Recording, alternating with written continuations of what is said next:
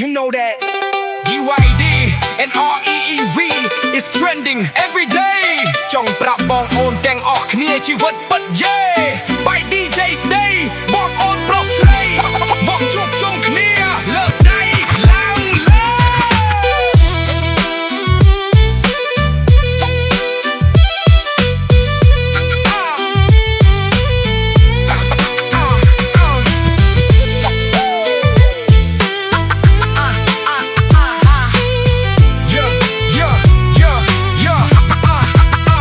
រូបកាលដើមឡើយខ្ញុំធ្លាប់ជាក្មេងប៉ោឡែដើរលេងគ្មានទេទំនេរស្រាប់តែមកចង់កែខ្លួនស្រីនេះដឹកមុខលេងគិតសុខទុក្ខបងប្អូនព្រះអើយជួយផងតើខ្ញុំគួរគិតយ៉ាងណាចង់ផ្ទោវាសនារស់នៅក្នុងភាពរុងរឿង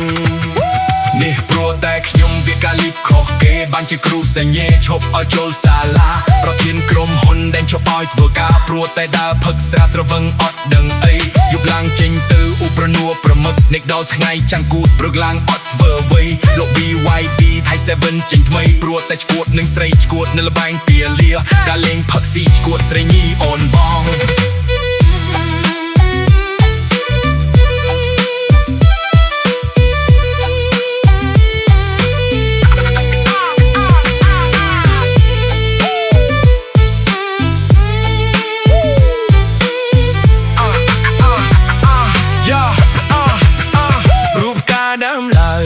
ខ្ញុំធ្លាប់ជាក្មេងប៉ោឡែ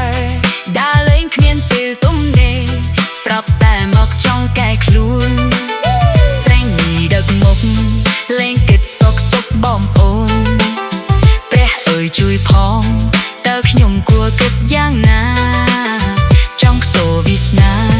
រស់នៅក្នុងភាពរុងរឿង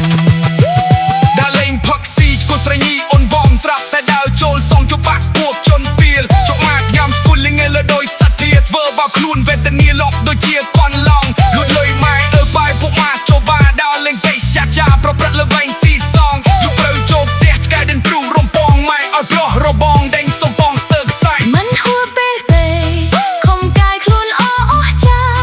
ណាងខ្លួនគំដើបៀលាគូតធ្វើកលអជាថ្មី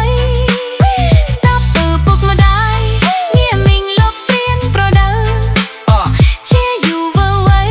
ដើរលើវិថីថ្លៃថ្លាមានការសិក្សាទៅអនាគតបវរនេះព្រោះតែខ្ញុំវាកាលីបខុសគេបានជាគ្រូសញ្ញេឈប់ឲ្យចូលសាលាប្រធានក្រុមហ៊ុនដែលជប់ឲ្យធ្វើការព្រោះតែដើរផឹកស្រាស្រវឹងអត់ដឹងអីយប់ឡើងចេញទៅឧប្រនួប្រមឹកដេកដងថ្ងៃចាំងគួតព្រឹកឡើងអត់ធ្វើអ្វីរក BYD ថៃ 7 ចេញថ្មីព្រោះតែឈួតនឹងស្រីឈួតនៅលបែងពាលាដើរលេងផឹកស៊ីឈួតស្រីញីអូនបង